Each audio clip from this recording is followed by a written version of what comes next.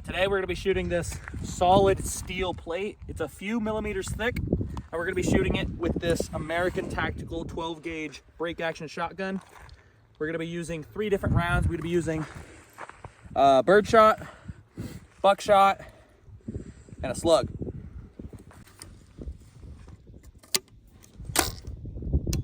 Firing.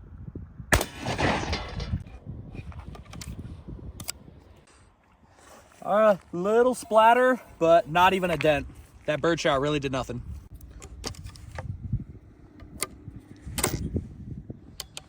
And firing.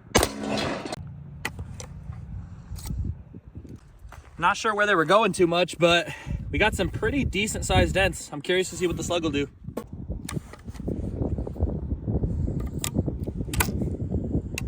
And firing. Oh my God.